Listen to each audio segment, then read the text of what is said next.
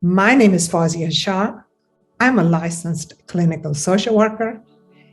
In today's video, I would like to talk about attachment styles, how our caregivers or our parents respond to us in our childhood depends on what kind of attachment style we develop. Let's get started. How those attachment styles affect our relationships in adulthood. How do we solve problems, or how do we communicate? How do we express ourselves, or how do we even cope with difficult situations? Can be explained by looking at our attachment styles. So there are 4 types of attachment styles that I want to talk about today. One of them is the secure attachment, and then the anxious attachment, avoidant attachment style, and the disorganized attachment style.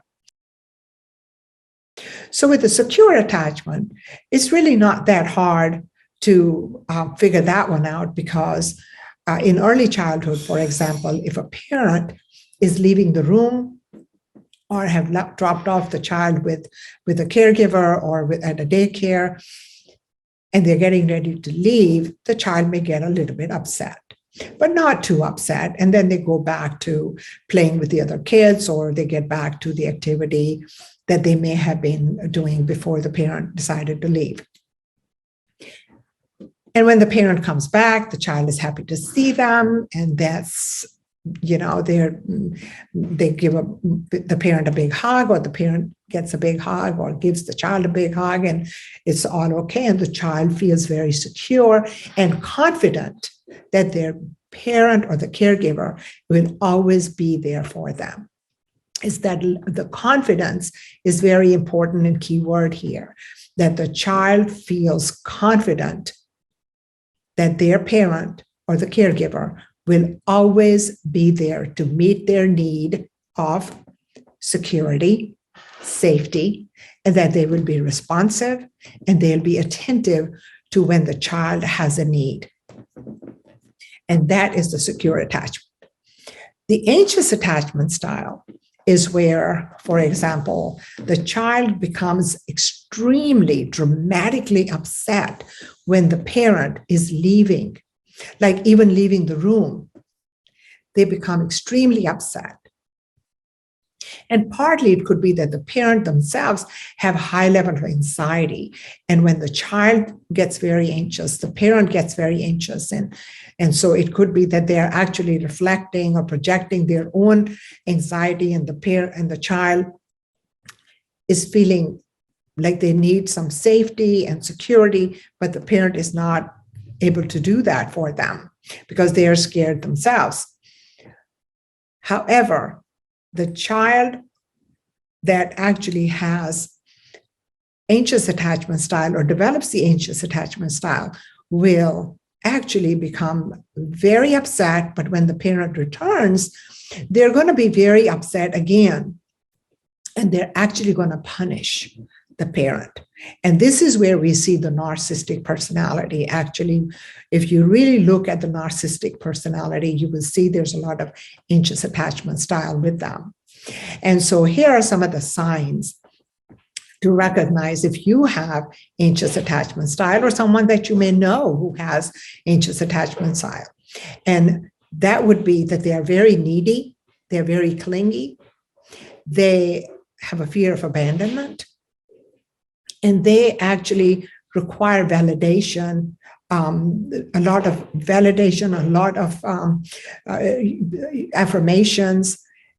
They are super, super sensitive to criticism, super, super sensitive to rejection.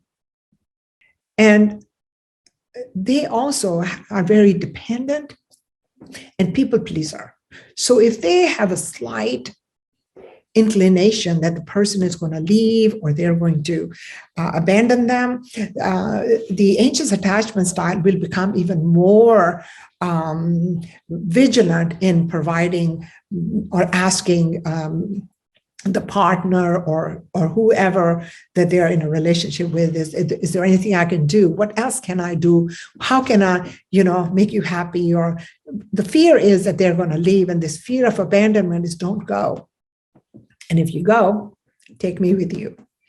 Right. And so the anxious attachment style, you will notice that they get very angry eventually. And so they end up punishing that person who actually is leaving. They also suffer from emotional dysregulation.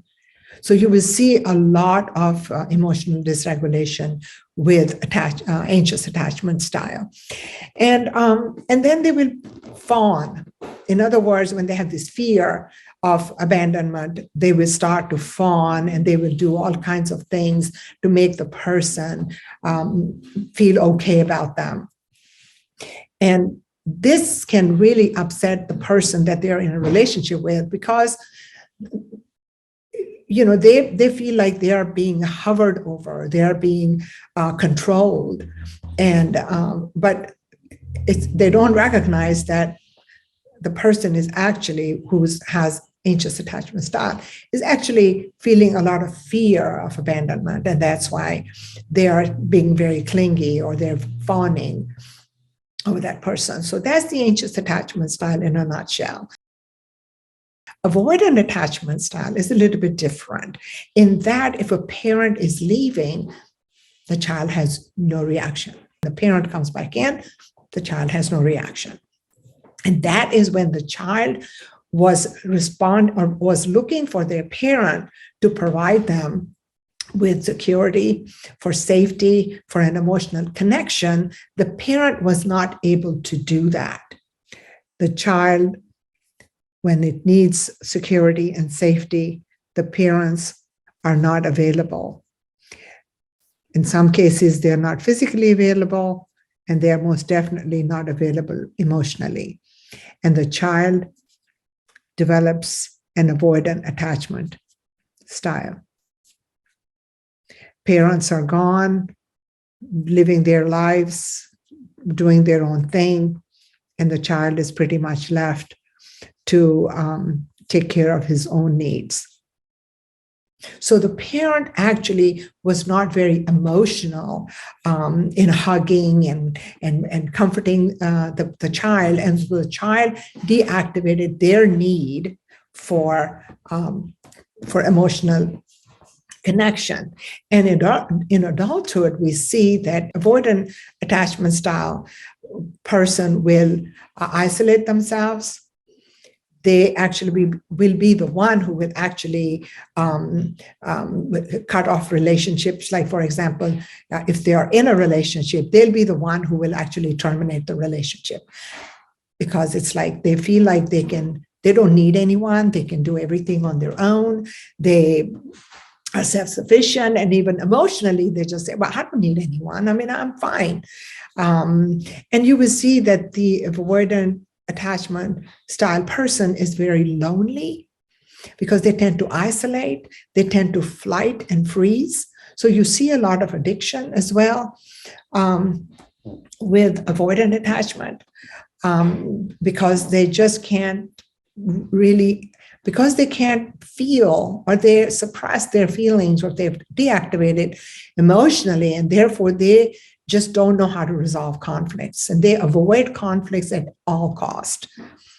And that's when so because one of the things that they're feeling is that it's their fault. Whatever's happening to them, it's their fault. It goes back to complex PTSD that I talked about in my very first video, actually, where the child feels not worthy enough, not good enough, that it's always their fault, that they're bad, and they feel a lot of shame. And so a lot of codependency starts to happen. And that is because of this over a long period of time, frequently being abused and being told by the parent or the caregiver that we are disciplining you, or we are treating you this way because it's your fault. So automatically, avoidant attachment is going to assume that it is their fault. Everything that's happening to them is their fault. And they feel so much shame that they isolate and just go away. So that is the avoidant attachment. Now let's talk a little bit about disorganized attachment. So the disorganized attachment, in this, when the child is experiencing a parent or a caregiver who's screaming and yelling and providing a very frightening experience for the child's innate response is going to be to go towards the parent or the caregiver to feel safe and secure. Instead, they're frightened, so they don't know what to do. So they find themselves trapped. They find themselves being left, lost. They feel like there's no solution to their problem. And they also recognize that the parent is not interested in getting to know them. And there's a loss of self. The child actually starts to believe that there's no one here that the parent wants to get to know, because they're so much into their own emotions or expressions of emotions. And the other thing is, that they're just gone. They're doing their own thing. And so the disorganized attachment style adult is going to be, there's going to be a lot of dissociation, fragmented sense of self, almost very detached and not and suppressing their own emotions. They also have a very hard time relating to other people. So they have a very real strong sense of fear. And so anytime they're in a situation where there is somebody who's yelling, or even they hear someone who's yelling or screaming, they will start to, that their trauma will trigger. And they will all of a sudden get extremely, they will start to have a panic attack or even a lot of severe anxiety, a lot of emptiness, a lot of loneliness. So we see with all three of these, we do see a lot of codependency. And I'm going to be talking about codependency by itself, because it's a topic that really requires a video just on that. But the codependency is among all three of these attachment styles. If you've liked my video, please hit the like button, subscribe to my channel, and hit the icon for the bell icon for notifications when I'm posting new videos for you to see.